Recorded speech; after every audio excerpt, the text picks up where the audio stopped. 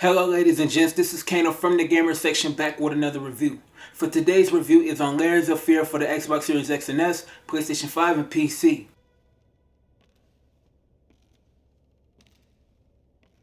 Using the Unreal Engine 5 for Layers of Fear gives it a dark horror realistic look and feel to the game. Every section in the game is very detailed, from the cracked walls to the realistic look to the water, even though it has a few texture pop-ins. Now the sound of every part of the game has the spookiness and scary parts when you're playing on the headset or TV. The dialogue is crisp and clear. The whole overall presentation to Layers of Fear is fast and smooth transitions from start to finish. Put that down. You're much too old for that childish nonsense. Layers of Fear is a psychological horror game played in a first-person perspective.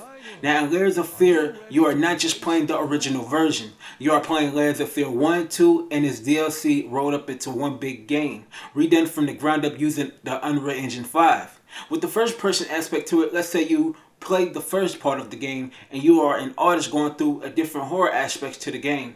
Honestly, you can get lost into how good the game looks and how creepy some of the aspects is in the game. You basically are creating a painting but trying to come up with the concept by going through different obstacles, but it's in a way of it being in your own mind.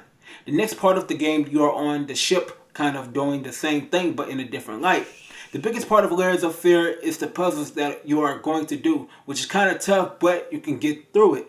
Now, for example, on one of the puzzles, let's say you're going up these type of stairs where there is a bunch of pictures and you need to answer the phone on these type of puzzles. The last puzzle in the game is where you have to use the pictures to get the code to answer the actual phone.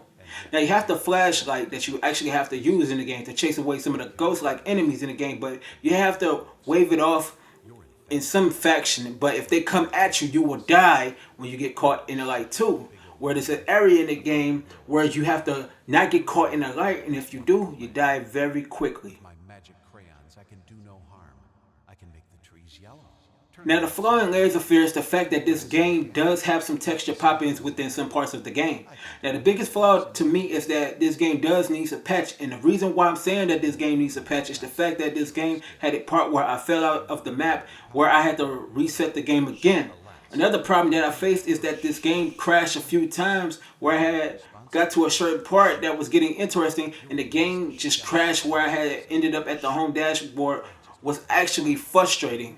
Some of the storylines in this game didn't make any sense until towards the end, which felt like that show Are You Afraid of the Dark in a sense. Don't do it, I beg you, the big wolf cried. You lack skin. For that, I give Layers of Fear a 4 out of 5. But it was too late. Thank you for tuning into the best place for gaming, and that's the gamer section. Be sure to hit the subscribe button on the channel as the videos we provide.